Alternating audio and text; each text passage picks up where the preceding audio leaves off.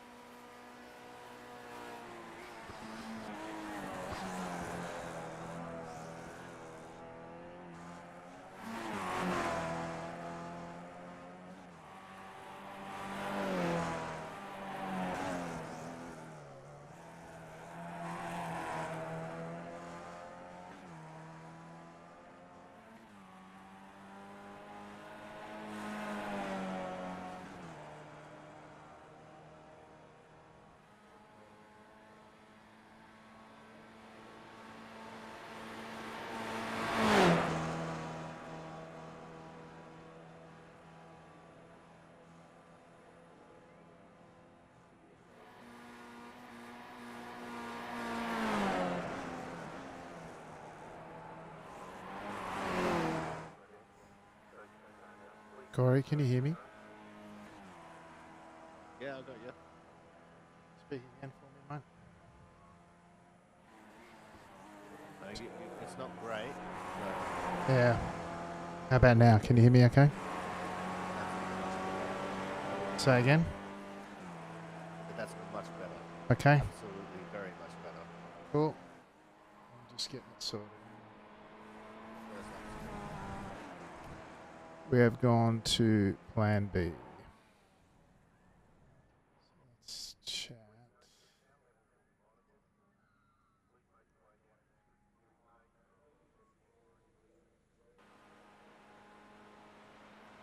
Uh,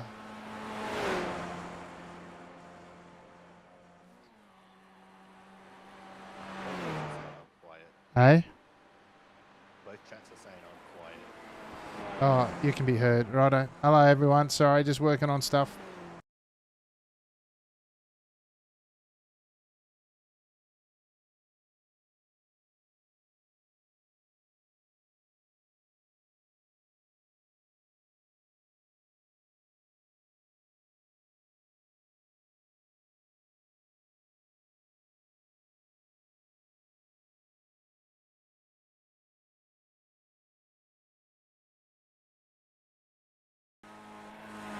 All right, folks. I think we might have it sorted. Corey, you with me, mate?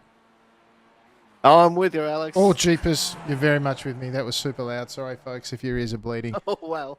I think, hang on, I'm going to turn you down a bit. Can anyone? Yeah, I think we're okay. All right, try again, Corey. All right, I'm here. There we go. I think we're okay and we'll survive. All right. Live Okay. television, everyone. Jeepers. Don't spill water on your soundboard. Jeepers. Anyway. All right. Let's see where we're at. Besides. All right. Dylan Burse up there on pole after first lap with a little bit to go. Where's Dylan? There he is. For a bit of a look. He was, of course, our bump drafter from last week, Corey Hendrickson, currently in second. We'll run through the grid in a sec, folks. But, yeah, excitement plus. That's something we haven't done in 34 seasons, Corey. Yeah, absolutely not, Alexander. Especially not with a 6.2k soft. Oh, it's all going wrong, but we're just about to finish laps here. I've got Dylan on screen, and he's just crossed the line now, his second lap, and he goes back to the top with a 32.129 to sit on the provisional position at the moment. Yeah, well, that might be the official positions now, as we might go run through our grid, hopefully. Hopefully all the buttons will. There we go. For this unique start to the big one here at the Sacred Mountain, here at Mount Panorama. Dylan Burse returns for his second run at it for Vendaval. Sim Racing, Team Torpedoes.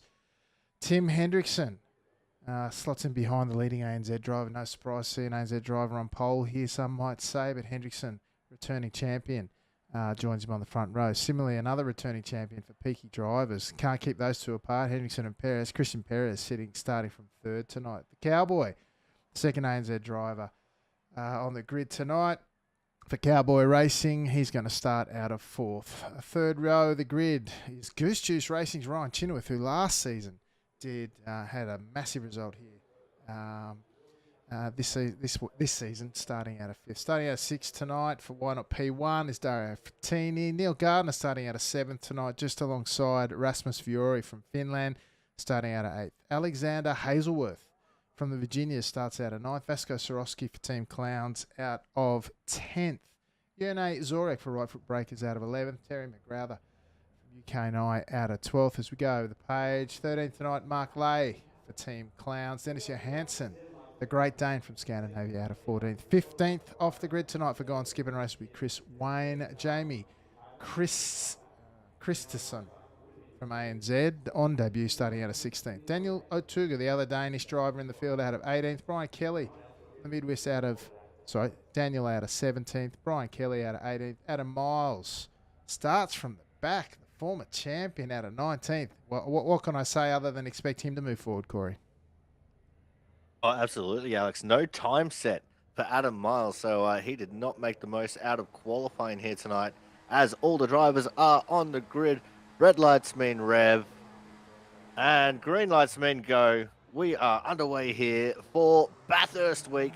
Probably one of the more exciting weeks for our AusNZ contingent as everyone flies down into turn number one. One of them has been an absolute donkey on the radio, Alex. Yeah, thankfully I can't hear that, and the folks at home can't either. But we'll leave that to go. My apologies if the thing blasts a bit at times tonight, folks. The compressor's not plugged in correctly. Obviously, we've gone to Plan B, and we're not all set up with our usual sound. As Burse covers off, Hendrickson into turn 2 for the first time round as we head up the hill, leading the way is an ANZ driver at a 6.2k soft here at the Great Mount Panorama. Not often we get to say that sort of thing. Meanwhile, right up front, we return as they go through the cutting for the first time round. Hendrickson and Perez, of course, stalwarts up the front of this one. Burst making his first appearance, leading us away. First time up the mountain, Corey. Yeah, that's right. As they're coming across the top, it's all single filed out here already, which is a good sign. It means that we're not going to get any major crashes here right at the start. We want to save that for a little bit later, but there is a little bit of drama between Hendrickson and Perez from the warm-up race. And we're also hoping that that doesn't spill over here into the big dance as they're making their way through the S's down to the Dipper. Yeah, that's it, mate. There was certainly some drama, but drama tends to follow those two, so perhaps not entirely unexpected, that one. But anyway, we'll see how that goes later in the race. Burst really showing the way, leading the way out front as they run out of the elbow for the first time. This long line of skippies, 19 drivers as it turns out, here for the big one. Still managing a 6.2k strength of field. In fact, there's only 2 drivers below 5k I rating in the entire field, Corey. So heady stuff here for round 8 of Sunday Night Lights. Oh, absolutely, Alex. As Christian Perez trying to make the moves to the lead and has done so, coming down Conrod straight for the first time. Dylan has been relegated back to second. Hendrickson, though, sitting back there in third. He doesn't like third place. He doesn't even like second place. So we'll probably have to watch for Hendrickson to maybe look for a move as they coming up Mountain Straight as lap number 1 is in the books officially, Alex. Yeah, that's it, mate. We're ready for lap number 2. Of course, 10 laps around here. 2:33.3 for Perez, who led all comers for the first lap from the standing start. Expecting to get down into the mid to low 32s. A bit slower here this season. Track conditions have not been conducive to the uber fast times. Sometimes as low as in the 29s here in previous seasons. High track usage, unfavourable conditions in some respects, and the times have been down a bit as a result. But we do have this long pack of single file drivers down to about P9. The first gap there, almost off the back, is Vasco Sorowski there in P10, Corey. Yeah, that's right, Alex. As it's a real interesting kind of build here. Normally we say, you know, every driver in the top split race has will have a chance of winning at any other day of the week. But that saying is never more so true than it is here tonight.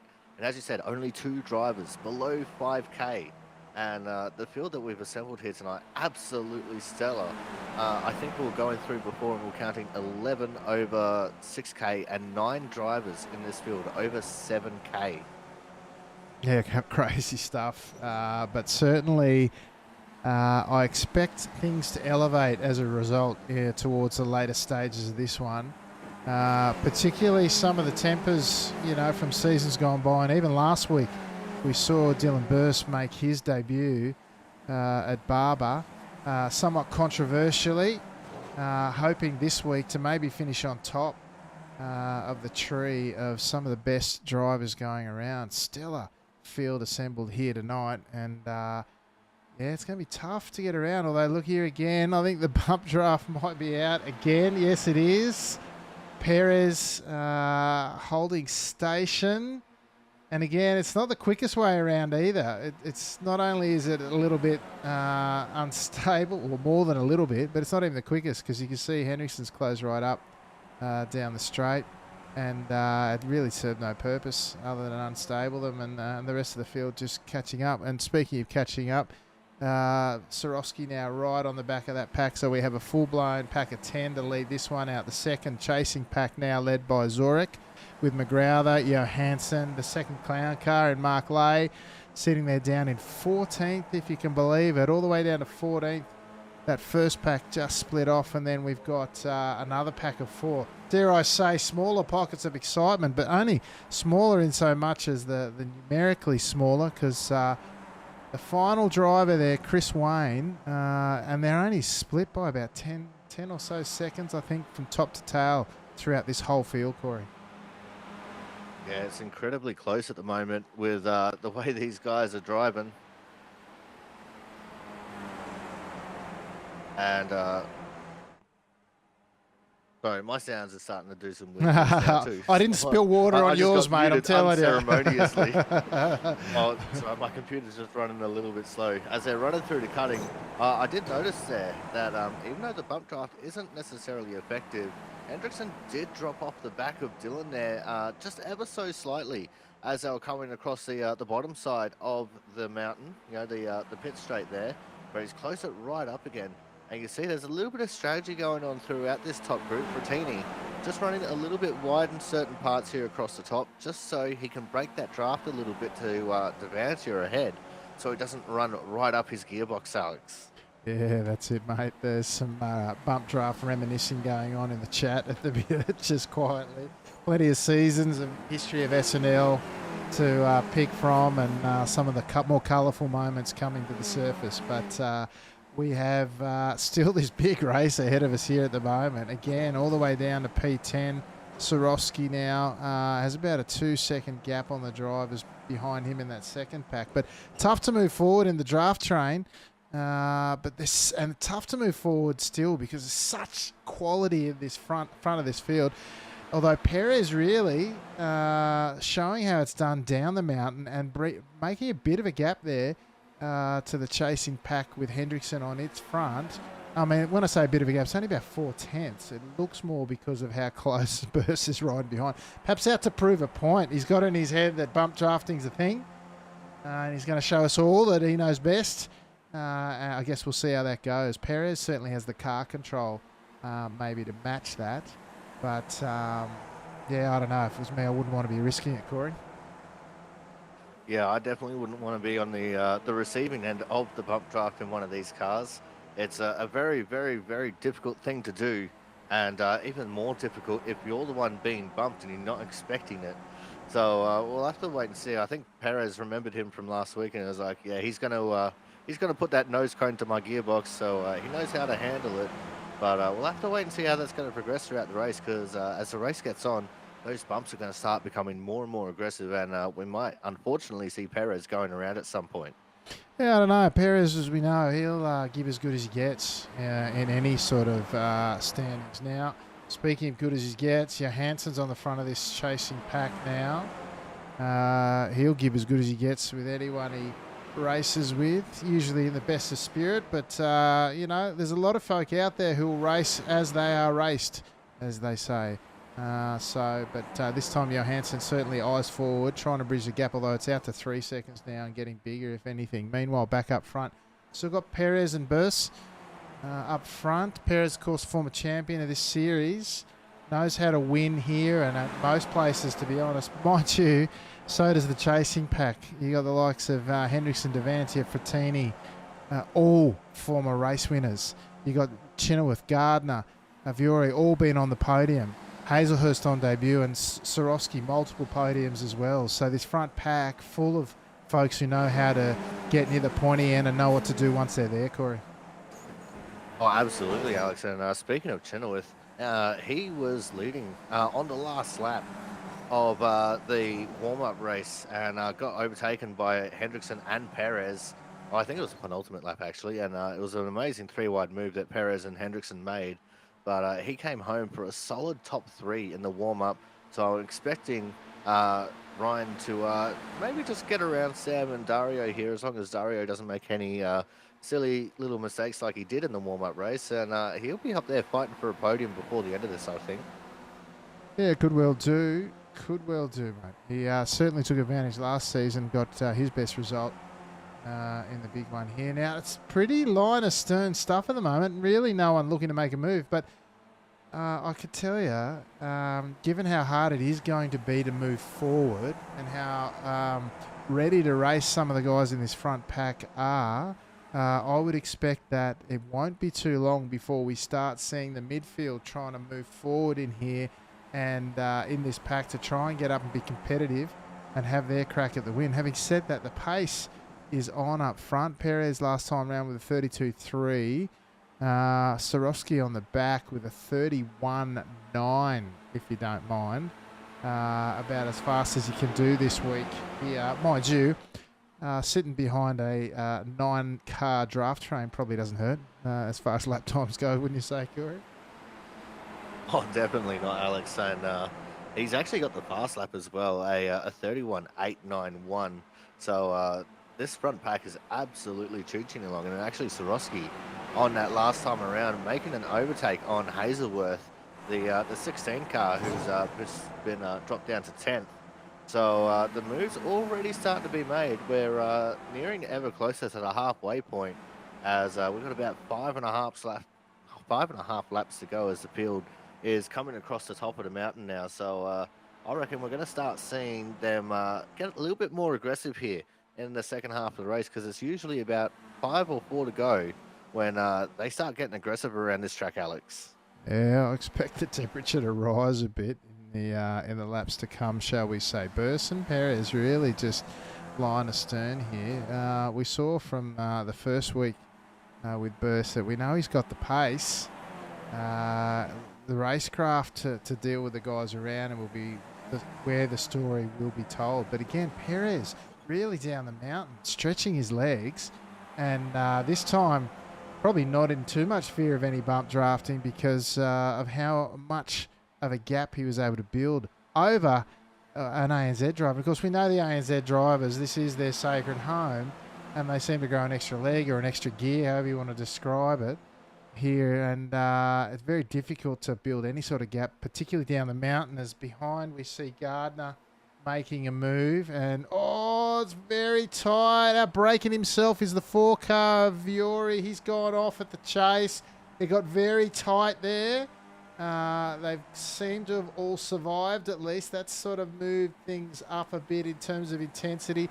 Sorowski, dare I say, managed to pick his way through and pick off another position without losing much at all.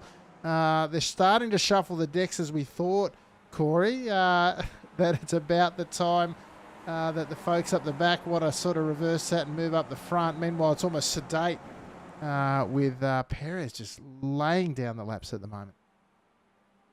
Oh, absolutely, Alex. A 32-1 that last time around. Absolutely not snoozing on the job is Christian Perez. As they make their way up the mountain, we are past the halfway mark. 5 down, 5 to go. And Burst is definitely going to have to start looking in his mirror here a little bit, I think, because as you said, it's time for these guys at the back of this pack to start getting aggressive, start trying to make moves. You can see Neil Gardner being very aggressive coming off Griffins, and he is looking for a way around Frattini at almost all costs here as they come up through the cutting once more. The cutting, an area where it's very easy to make a silly mistake and can end in tears for a lot of this pack if someone at the front comes to grief there, Alex. Yeah, that's it, mate. Just looking on the rear view out of Burst's vehicle there, you can see Hendrickson just leaving enough space there, although I don't know if he's worried by Frattini there or not, but certainly let's see this difference here. So maybe it's up the hill more so than down based on that, because there's a decent gap there. Perez now runs the line through the S's now, down through the Dipper, the famous Dipper, which anyone who's ever been there or through there will tell you that the elevation change or the drop is far more dramatic than it might otherwise appear on screen.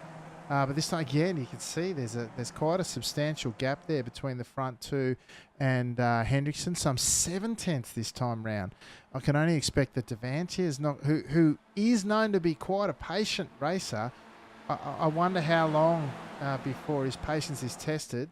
and he looks to move forward. You see Sorosky now moves open to drivers right as they go through the kink once more on the run down of the chase. Tail end of lap 6. There'll be 4 to go. As that was silent arithmetic there, folks. 4 to go. 6 plus 4 is 10. At this time when they cross the line, Corey. So I expect again the wick to continue to turn up as we have 4 to go this time round. Oh, absolutely, Alex, as they make their way down the pit straight once more. And I think maybe Sorosky was moving out of line there more in trying to get out of the draft than to go for a move as we go around Hell Corner, turn number 1 for the 7th time as we make our way up the mountain once more. And Dennis Johansson, he's just about 5 seconds back from Viore right now. And Viore is a further, well, probably about, what's that, about 3 seconds back from Hazelworth at the moment. So Hazelworth absolutely doing the job right now, sitting back there in 9th, just holding on to the pack, not being aggressive, just waiting for the positions to come to them as the field makes their way up through turn 2 and into the cutting once more. But Viore running a very lonely race there now in P10. Yeah, after that run through the chase, the preceding lap dropped him off the back. He won't catch up to that draft train. The question will be, can he retain what is now a 4-second lead? 4.5 seconds. He's dropped about half a second now since we've been talking to this chasing pack now, which is a pack. It was now 2 packs joined into one. About 6 cars in this one. Sorry, 5, and including former series champion Adam Miles, who's looking to salvage something after during our silent period at the start of the race. We saw him have a moment in quali that cost him and forced him to start at the back. He's up 6 positions from where he started in last position, up to 13th, but about all he could salvage potentially is just outside the top 10. Meanwhile, back up front still, Perez. Look at the gap there between he and Burse, Hendrickson. And here we go. This is quite a volatile sandwich, I'm thinking here, based on what we saw last week and over seasons past with Hendrickson and even in the last race, Hendrickson and Perez coming together somewhat unsurprisingly to many, although in a new and dramatic fashion. As Sorosky in the background looking to make another move, racing against Chenoweth there. They break into the chase. Sorosky braking very deep. Chenoweth, they hold it tight, a little bit of a touch. Sorosky on the grass. Will he pick up a slowdown? There is one there. Still rubbing wheels. They go past the pit entry. Will Chenoweth get it up? He will. He's tied in there and he opens the wheel, and Sorosky up 3 positions now, looking to chase down Gardner, who seemingly moves to the side. Just says, no draft for you, sir. I want this to be down to 6, not 9. But Sorosky now, what's that, 8/10? That'll actually open up potentially. You might even be forced to give this one back to save draft, Corey. Very maybe, Alex. As I was just having a look over at my my telemetry here. Adam Miles now leading the second pack, and he's put in the fast lap at the same time, a 31.368, if you don't mind. So Adam Miles up 8 positions from where he started in P11. And looking to maybe try and close the gap down here to Viore, which the gap there is about 3.6 seconds, Alex. Yeah, and interestingly, McGrath behind him's got bent front wing, which will be slowing him down, if anything. He may not be aware of that. And it looks like he's got the front nose cone just painted black. Meanwhile, we also saw positional change. Frattini and Devantia wearing the same livery, not on the same team, but they swap positions now. Frattini up 2 positions from where he started, as is Perez in the lead. Sorosky did, in fact, give up that position up Mountain Straight, but it hasn't helped them too much, although it got him about a 10th, because Chenoweth now 8/10 off the back of Gardner. And potentially this fractured front pack with 2.5 to go, split into the front 6 and the rest fighting over the scraps now, Corey. It's very possible, Alex. We'll have to wait and see how it's going to play out, because with it being just about 2 laps to go, I should say, this is when the intensity is really going to ramp up, and we'll probably see some desperate moves all throughout the field. Although Gardner self-described as the worst driver through the elbow, lost a lot of time there to Devantia and has fallen into the clutches of Chenoweth. So it looks like now if we're going to get the split, it's going to be a 5-4 split for this front pack, Alex. Yeah, could well be. What does Chenoweth do with this opportunity? Does he think 2 to go, time to go? Or is it still, yeah, Gardner closes up in the braking zone. What does that cost him on exit, though? As he's got a group of hard chargers behind him looking to take advantage. Or they sit back line astern. 2 to go this time round. It's been fairly sedate in terms of positional changes. Hendrickson looking a lot closer now. Swarovski pulls out of the draft, perhaps not wanting to use the run and save it for Mountain Straight. Bit of a gap there for Gardner, who turns in early compared to or relative to the guys around him. The other guy squaring the corner off a bit more. Hendrickson now a lot closer up Mountain Straight. Burst, what's he going to do? He's going to sit. And across comes Perez to cover his old rival in Hendrickson. Well, they're going too wide. Too wide in the background too. We see Swarovski challenging Chenoweth once again. Gardner covering. It's still as they started the lap. They are still the way they continue, although it's 2 by 2 behind. Chenoweth and Swarovski still going at it. Side by side they go up the hill on the approach to the cutting. Chenoweth gets it done. Oh, Hazelwood into the back of the clown car, Swarovski. Hopefully no damage as we continue up front. We've still got Perez, who's led pretty much everything so far, with Burst in the rear there. And the Ducks and Drakes on the run into Mountains, into Griffins that time round, Corey, were quite interesting, and yet all for nothing, no change positions. Yeah, that's right, Alex, as they're making their way across Skyline into the S's once more. And you can see the aggression starting to ramp up as the drivers all taking subtly different lines going through the S's before they got into the Dipper. And it's just quite interesting to see the way everyone tries to attack the S's and the Dipper itself, because there's about 4 or 5 different lines you can take that are all very similar in speed. But there's ultimately the one excellent line and then a few pretty good lines as they make their way down Conrod Straight for the penultimate time. And Burst right on the tail of Perez. Perez went to the middle of the track to defend. And it looks like Burst is just going to sit there and bump drive him a little bit. He's starting to move out a little bit. And here comes Hendrickson around the outside of Burst, if you don't mind, at the kink. Burst is off the track in the grass. And he's going to lose a bucket load of positions there, dropping all the way back to 4th, possibly 5th, as he's side by side with Devantia right now, Alex. How did he catch that? Amazing stuff. He came it, got it back on the track, was able to brake appropriately for the corner. Not only all of that, but slotted in next to the 2 drivers around him of Devantia and Frattini. Meanwhile, up front, the old stages, Hendrickson and Perez have got away. They can potentially get away even further as this battle continues. Burst trying to get alongside. Now he'll come under attack from Gardner behind. Gardner looking to move forward on Burst as well. That's amazing stuff. Burst perhaps costing himself after getting boxed in. It's trying to stick with that tactic of tucking under the driver in front. Cost him as Hendrickson boxed him in through the kink and into the chase. Swarovski now uses the grass beside Hazelwood, who takes advantage, comes underneath. Swarovski, they'll follow him underneath. Chenoweth perhaps getting bumped back now. Last lap it is. We have the run up the hill. This is where it all came unstuck last season. Those who were here. Oh, up the nose. Gardner shows the nose up the inside. Was it, or was it Burst? Oh, I have to check. It was Burst. That's not the line you want through there, I don't think. Now, we run over the top of the hill. It is Perez, Hendrickson, Perez, Frattini in there. All European drivers up the front looking to lay claim to our sacred Mountain Cup, with Devantia, the leading ANZ driver.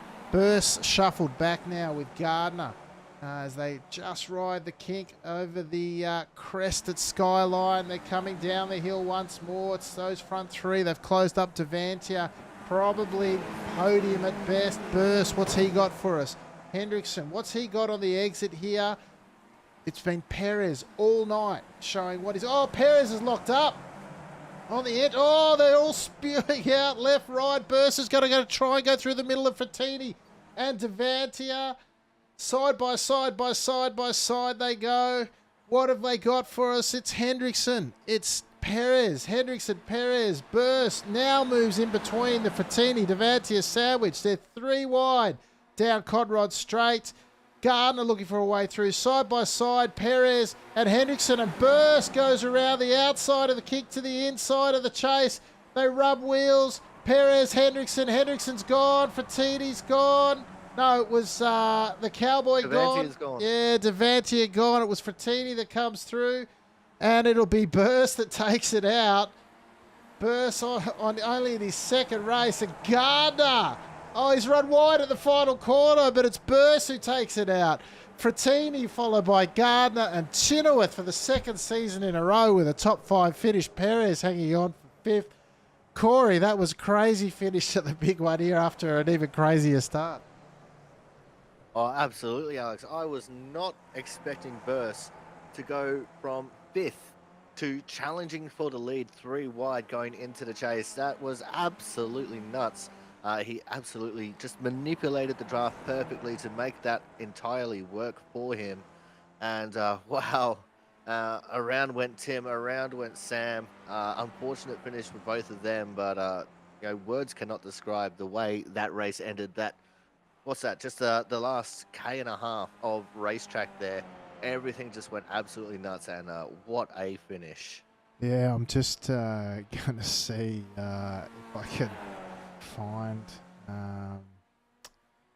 Let me see if I can find the thing. Is this it? Is this it? Yeah, this is it.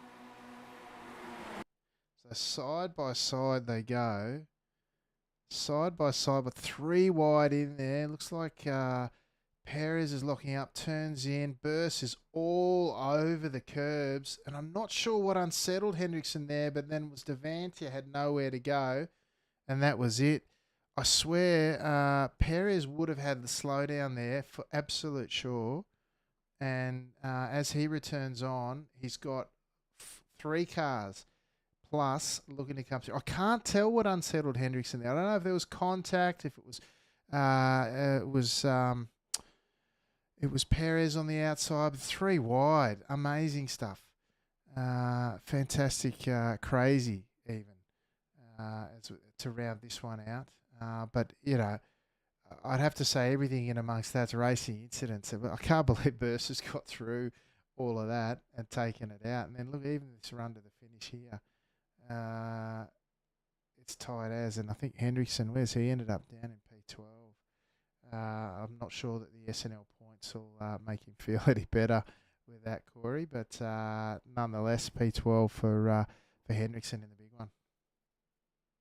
Yeah, that's it, Alex, and he's going to be very bitter about that. I think I have an answer for what got him unsettled there as well. I was looking at chat and I actually saw it firsthand myself. I had a back view of the run through the chase, and it looked like Perez had quite a big lockup coming into the chase, trying to be the last of the late breakers, and unfortunately just got unsettled on the lockup and may have gotten sideways and a little contact between himself and Hendrickson. Yeah, that's it. I wonder this will give us a decent view of it on board with Gardner. Look at them three wide. There's five cars in the space of a handkerchief there. And see, Hendrickson moves left to right, and that's what unsettles Perez. Perez rotates. Yeah, see, Perez he's trying to catch the car, if anything. But you can see just before that, the move to the outside from Hendrickson, there was a little bit of contact as well. So, yeah, look, I think there'd be a lot of talk around that, but the guys that have to go and have a good, deep analysis, I think, to really, and of course, you're the driver, you want to win. It's very hard to remain objective in those sorts of situations as well. But perhaps there'll be a lot of talk over the water coolers tomorrow at work. What do you reckon? Oh, absolutely, Alex. But at the end of the day, it was an excellent race, and as you said, it's probably all just a racing deal there with the way that it all folded out. braking for that corner is one of the hardest braking zones in motorsports, full stop. And the preceding corner, the little kink going into the chase, is the fastest corner in Australian touring car racing. So stuff like that's bound to happen. These cars can be known to get squirrely under the brakes as well. So it's just I think it's just a big racing deal, but what a finish there, Dylan Burse. I still can't get over it. Him going from fifth to first there in the final third of the lap. Yeah, that's it, mate. He got shuffled back the lap before, and then of course he started moving forward uh, dramatically in the final stages of that one. Yeah, quite impressive actually. Congratulations to him. Second only race. The bump drafting, I think, probably strategically worked against him in the end. In that second to last lap, saw him shuffled back, but then it was just purely the driving that got him back. And there was a big. I'll have to go back and watch later. He took a lot of the curb at the chase, and I think the other two cars, because three wide, a lot of curb, it kicks you out. I'd love to see the line that he took and whether if he'd taken it if Hendrickson and Perez hadn't sort of made the space through their incident, if he would have essentially pushed them off through running wide, because it does push you wide. But, luck's a fortune either way. And for all I know, not having looked at it, he might have just held the line and gone through anyway. So, look, amazing stuff. Not the off into a parallel universe, the massive pile-up we saw at the cutting last season, but probably all the better for it, mate. Oh, absolutely, Alex. As these guys just showed why they are the top drivers on iRacing as far as Skippy racing is concerned. And I'm just having a little look at the results here, and it looks like we only had one DNF throughout that whole thing. We did have one driver just about going a lap down, but only one DNF in this 19 car field in what was probably the most intense racing we've seen around Bathurst for the final lap. Yeah, thanks for reminding me, mate. I better go take a look at the results. There we go. Dylan Burse for Vendaval Sim Race. He takes out on his second appearance. He's obviously got the pace, and my word, he put it to good use there in the final lap. That's for sure. Dario Frattini for Y.P1. He was right up there, set him fourth for most of this one, if I'm not mistaken, after switching with our cowboy there, Sam Devantier, at one point. But managed to pick his way through there at the end and take P2. No doubt very happy for it. Similarly, Neil Gardner, who was at risk of being dropped there in the closing stages, he's come up for P3, securing, I would suggest, his seat atop of the current SNL standings, if you don't mind, for generally stupid and slow racing. Ryan Chinnerworth, for the second season back-to-back, grabs a fantastic result here at the Mountain for Goose Juice Racing. The Wildlife Warrior seemingly still calling this place home, dare I say. Christian Perez for Peaky Drivers had the warm-up race didn't go his way, and ultimately neither did the big one, but he still come away with the top five. Our former multiple, I think, season champion here on a Sunday night. Alexander Hazelworth on debut, if you don't mind. He's done a lot of racing here this week, and it certainly showed, because he's managed to hang. At one point, he was in 10th for a long time, or 9th at least, if not 10th, and then he's come through to finish 6th on debut. Fantastic effort there. Similarly, Vasco Sorosky for Team Clown, the head clown, finishes in P7. Grabs a handy bit of I rating just quietly too for P7, if you don't mind. Not often you get a 5.8k driver getting nearly 50 I rating for finishing 7th. What does that tell you? That's right, it was a massive field here. Rasmus Fiori from Finland, the great Finnish driver, the flying Finn here on a Sunday night. Second week in a row we've seen him, and this week he unfortunately had that incident in the chase. That's pushed him back a bit, but picked up a couple at the end there to finish 8th.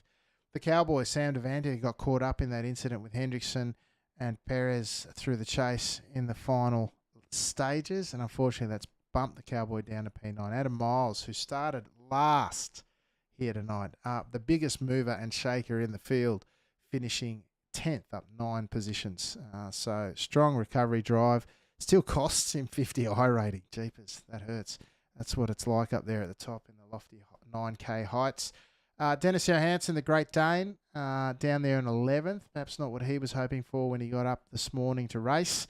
But we know there are bigger and better things ahead of him if he keeps showing up here on a Sunday night. Similarly, Tim Hendrickson, former series champion for Team Torpedo, that final lap incident costing him his shot at the win down there in the final SNL point scoring position in P12. Yurne Zorek for Right Foot Breakers. Great to see Yurne back, and unfortunately down there in 13th. Just behind him was the other clown in the field, Mark Lay, who's down there in 14th. Brian Kelly hasn't had the best results since his early starts to join us have commenced. Tonight, again, down there in 15th in one of the most amazing fields we've seen. Daniel Otuga, the other Danish driver of the field, down there in 16th ahead of Chris Wayne, his teammate, not here tonight, but gone skipping racing, represented by Chris down there in 17th. Terry McGrowther down there in 18th, nearly that lap down after an incident saw him fall down. And then just one click, Jamie Christensen, the ANZ driver, down 4 laps, our only retirement, as you said, Corey. And that's how they finished. Yeah, that's right, Alex. And as I said, only the one DNF and this field of 19 and what was super intense racing. It's got to be some kind of an award for us because normally when the racing is that intense for that long, like the way that they're all single file like that, it would have just taken one person to quote unquote sneeze and make a mistake, and it would have been all over for a lot more drivers than that. But all these drivers, absolutely every single one of them in tonight's race, should be proud of themselves because that was one hell of a show that they put on for us here tonight. Yeah, that's it. We have one of our drivers joining us here tonight. P5 tonight for Mr. Perez, who's managed to get some time off to join us again. Christian, you led many of those laps. You were getting a bit of a push along down the straights, and then it all got very busy there at the end. But I hope you're well, mate, and hope you had some fun out there. Yeah, it was a very quiet race. Well managed with beers or beers. I don't know how to say that. Yep. And me, he did very good on bump draft. He learned. Now he's very good at it. So yeah, people fear him. So that's good for me because I don't. So I can be with him and try to be in front with him. It was. I'm glad he won. Uh, I want to try to say that uh, because this small community hates very quickly. I know that. So it's just like a shout out to people. Don't hate people because he's maybe a kid and he will grow up and we are adults, do not hate. So he just show everyone that he knows how to race. He's pretty fucking fast. Yeah, he was, wasn't So he, mate? I hope he will be here again and again every week. So it's super fun and super good to have someone new and very fast. Yeah, I couldn't agree more on that point, mate, because I think both last week and this week, it's certainly on that last lap, I can't wait to go back and watch his run through the chase after the 3 wide entry, because his pace to get back from where he was at sort of 4th or 5th in one lap to be fighting for the lead, very impressive. And as you say, if he can stick with it, having someone of that pace come in and race regularly would be tremendously exciting. And I agree, mate. We should try to educate and help, and hopefully bring more people along to some of the best racing in iRacing that so many of us enjoy. So congratulations to yourself, mate. Great pace up front. Your runs down the mountain were very impressive today. You were really pushing the pace, particularly down the mountain, which requires some of the most skill on iRacing, in my opinion. So congratulations for that, mate. Always great to talk to you. Anyone you'd like to say g'day to or thank today before we let you go? Well, as always, you guys for doing this every week. Nothing, Just I had more fun on the warm up. Uh, It was fairly uh, adventurous, wasn't it, mate? yeah. Yeah, equal sanctions, equal Equal penalties. sections. Very good. Very, Yeah. Of course. No, nothing more. very good. All right, Christian. Always great to see you, mate. Look forward to talking to you again soon. Okay, bye, Alex, Cory. Yeah, Corey, there's Christian Perez with some sagely advice there. I think sometimes we do all get caught up in how we do things and that sort of approach, and it can be less than inviting sometimes. But at what cost? Dylan showed tonight the pace that he's got, the skill that he's got, and potentially what he could bring to this series in terms of lifting, everyone in there.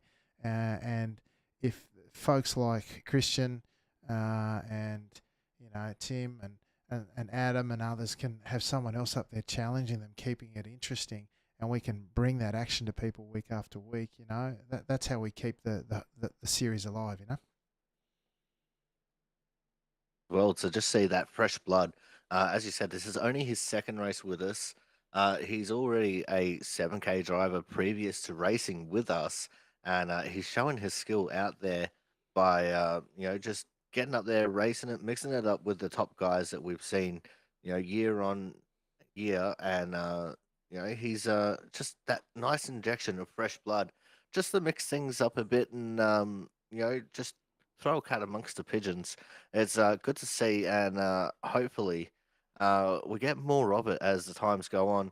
Because I think Jamie Christensen, that's a name that I haven't seen previous to this race, and he's another one who's right up there in the 8K drivers. And he didn't have the greatest of races out there tonight, but I'm sure given a couple of weeks to get used to the way that these guys race, and we'll start seeing him towards the front as well. So it's just interesting to see how these fresh faces are coming in and seeing how they drive. And in the same vein to that, I've been trying to talk Hobo into coming in and doing some more races with us now that the road licenses are split. Yeah, well, that's the other advantage too. Those guys that run a lot of tin tops don't have to put it all on the line when they come and race here with us in the Formula style vehicles. So, yeah, look, lots of opportunities there, and I've been an advocate for separating the licenses out per category, even potentially. Although I think even the open wheeler tin top split's pretty good. So. It's a good start. It's a good test to see what happens. And I know I've been in a few more tin tops as a result already. So anyway, that might do us, folks. We had quite an adventurous start. If you're watching this back, thanks for sticking with us. I know the start was interesting, and I've still got to mop up here at some point, but we'll see how that goes. All right, Corey, you want to tell the folks what we got coming up this week? So tomorrow morning, I'm back in the Gen 4 car for Winstall, and we'll be racing at the Tricky Triangle itself, Pocono Raceway. It's going to be the Legacy Pocono Raceway, so the one with the grip strip in Turn 3. So that should be a bit of fun, and you can catch that on the ABN Esports Network on Twitch. And on Wednesday, I actually haven't had a look at what the schedule says. So just bear with me for a second. I think it's Kentucky, and no, it's Darlington. We're going to be going to Darlington for the Output Racing League, and you can catch the action for that on my commentary channel, the Aussie Sim Commentator on Twitch. And then Friday, just a couple of league races in the Waylands. On Saturday, I'll be at the Pinjar Park Speedway, where I'll be live streaming the Outlaw Carts to Facebook.